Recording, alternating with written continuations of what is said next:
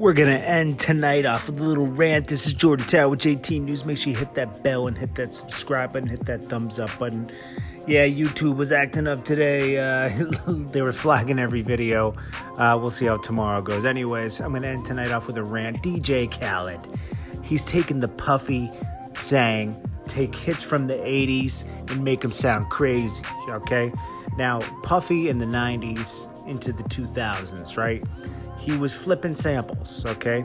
He's flipping a lot of samples. You know, he flipped Sting for the Missing You.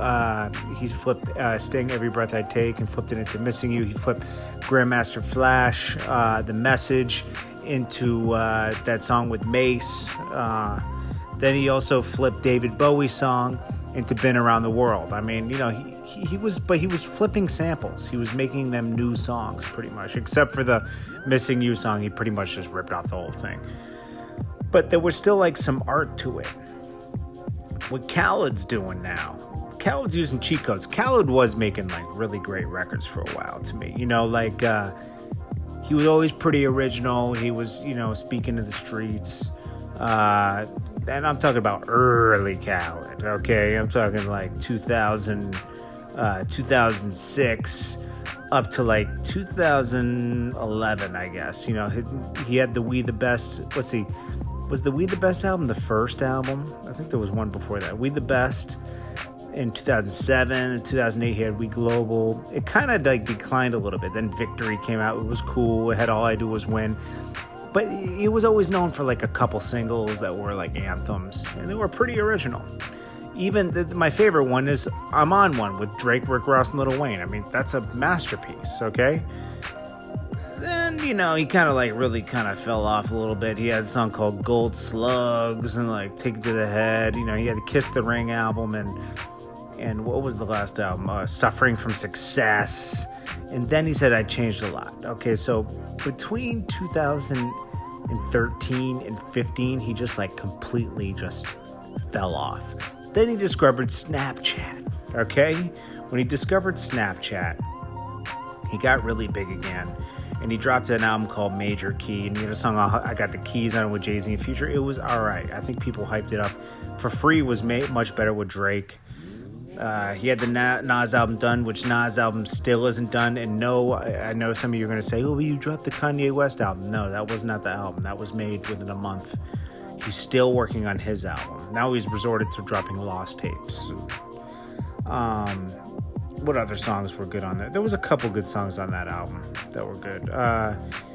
Then he gets to Grateful, okay? And this is where he starts really just getting nasty. Wild Thoughts with Rihanna. He straight jacked Carlos Santana, which had Wyclef and G&B on it, okay? Straight jacked it, even jacked the video. Like, the video looked the same. I mean, that's the ultimate cheat code. I mean, Puffy wasn't even getting that crazy, okay? Like, that was a straight jack move, okay? Then, recently, the one that really just pissed me off was he took the Outkast Sorry Miss Jackson and just remade it with SZA. You don't touch that, man. That song was made in 2000 by Outkast. It was a masterpiece. I mean, listen to that song. I couldn't even fathom beginning to make that song. You know, it's not just going in the studio. Those guys were doing all kinds of sound effects. Even the video is super creative. I mean, it was just a masterpiece by Outkast. You know, Khaled's kind of out of control now, I'll be honest, man. He's letting the fame go to his head. He still owes me $2,500, but that's neither here nor there. But it's just like, yo, man, I'm just not feeling him anymore at all, man. I'm gonna be honest, you know. It's more about money plays, and, you know, he's trying to be really pop, you know, like, he's trying to get, he's doing, I like the song No Brainer with, what was it? He had one with Justin Bieber, I'm the One. That one was hot. That was on the last album. That was the biggest one on that, because I don't think Wild Thoughts matched that one. It didn't. But that was a single, and that was original, but it was very, very pop. Okay, and he tried to recreate it. See, once he gets one, he tried to recreate it with No Brainer, and I was like, kind of ruined it, bro. Like, you're just trying to redo it. The best song on his new album to me is Big Boy Talk with Jeezy and Ross. That's his lane. He tried to do too much on this album.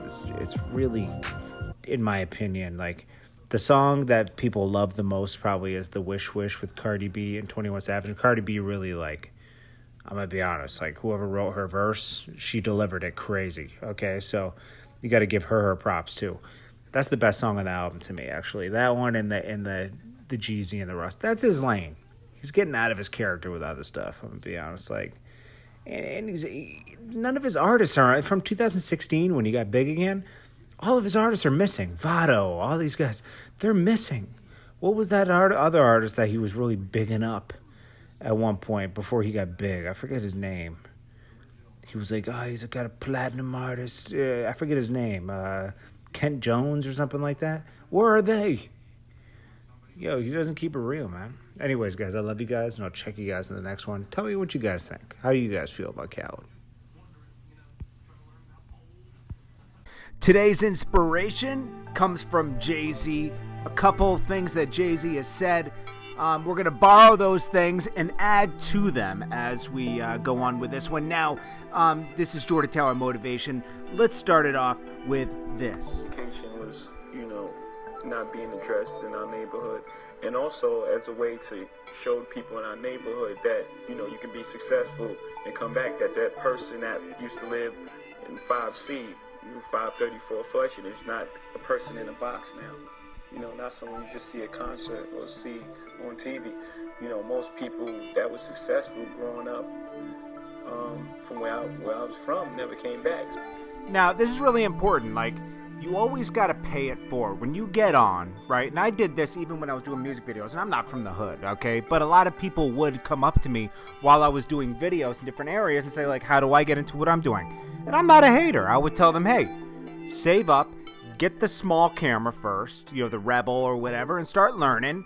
Use iMovie and start working on it, and then be consistent with it, So Jay-Z going back and showing kids that, hey, I came from here, but you don't have to stay here. You can move forward and give people some type of action to go about it. The first step, because that's very important. Like, the next guy is going to be better than you. You want people, you want society to advance. That's for sure. And then I think that's really important with everyone that's successful. Approach, we didn't give up at that point. I think that, that was the genius thing we did. We started selling our own CDs and we built our own buzz, and then the record company came back to us. So now we had a different negotiation.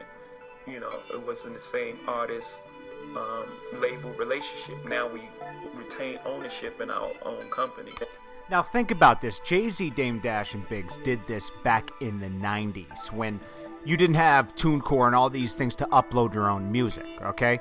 They straight up pressed their own CDs, sold them in the street, got a buzz going in the street. They probably barcoded them too because they were tracking sales, impressed the record companies, and then before they did that, they went to record companies and were denied deals.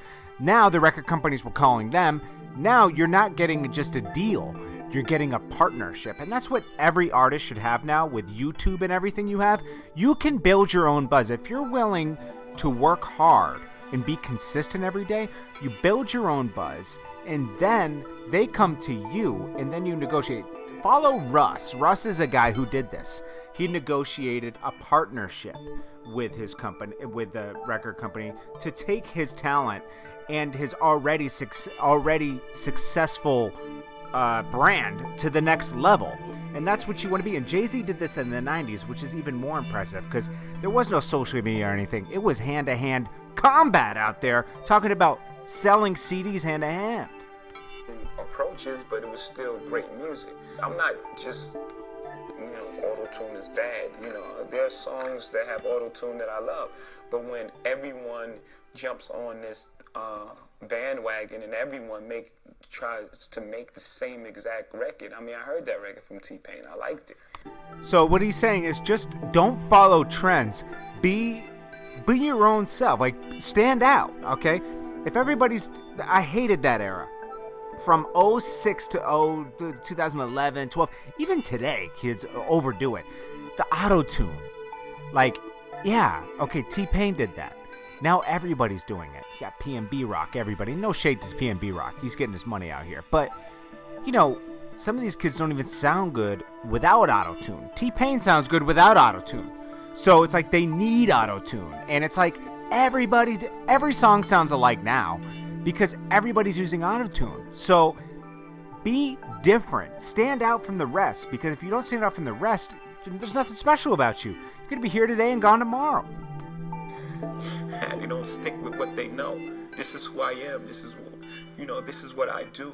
And then they, jump on this next hot thing, and, it's not for you. Yeah, just stick to things that fit your personality. It's like, I'm not going to start doing sports broadcasting tomorrow. I'm not into sports, and it's definitely not for me. I've never been totally into sports. I'll touch on sports figures sometimes when there's a story about it, but I will never report on sports events that happen, because it's like, except if like a huge boxing match, I'm never going to follow every boxing match and NFL game, and it's just, sports was never for me. So it's like, just do things that you like and you love, because then it will be genuine and real. Things that I like. So I would just say get involved in things that you love, and also have a standard for yourself, and have some sort of integrity, and try to find some sort of truth in what you're doing. And that goes right along with what I just said before. Just do what you like and what you love. If you're doing what you like and you love, it's not even work anymore. Just do something you like, or find something you like in a job you're already in. I don't care where you work right now. You will find something you like. I don't care if you work at Home Depot, McDonald's. There's nothing wrong with those jobs. Working is working. There's people who just give up and don't work, okay? But if you like managing people, you could be the best at that job. Find something within that job, and you can climb the ladder there, and you can start working at corporate.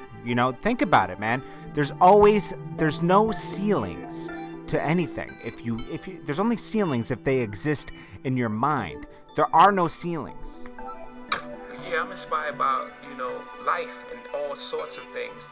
You can say something right now and would inspire me to. Yeah, I mean, that's just simple. That's just try to find inspiration in something to keep going. Inspiration, even this video you're listening to right now might inspire you to go do something. I'm inspired by lots of different things. I'm inspired by nature, books, a good relationship, a great dinner, a great night out. You don't never know what's going to inspire you. Way to do, but there are a lot of people with tons of money who aren't happy, because either they become a prisoner of their money, or they become so consumed with getting money that they don't allow time for happiness. Money is great, but money with being miserable is not great. If you just chase money, that's just nothing. You have no spirit. You got to find good relationships, good people. You got to find joy in life. Money just it makes that easier. It makes it easier to enjoy those things. Money gives you power to say yes and do things, right? That's it. You need more than money to be happy in this world. So you have to find a balance. You should be happy before you go in that pursuit of money. You got to pursue happiness. We've all seen that movie. Got to be happy first to really, truly be happy. Breaking Business 101 and anything like that. I just pretty much followed my instincts. And he just reaffirmed that for me, that, your instincts are very important. So just lastly, just follow your inner voice. If your inner voice is saying no, no, no, don't do it. Don't act out of just a spur of the moment how you feel then. Listen to your inner voice. Every time I don't listen to my inner voice, I fail, Yes, we're going to be scared sometimes, because making a big move is scary, but also listen to your inner voice. If you don't think you're ready, you're not ready. If your inner voice is saying you're not ready, you're not ready. But if your inner voice is just saying you're a little scared, go for it. Okay, guys? I appreciate you guys. I'll check you guys on the next one. This is Jordan Tower Motivation. Appreciate you guys for watching, and I'll have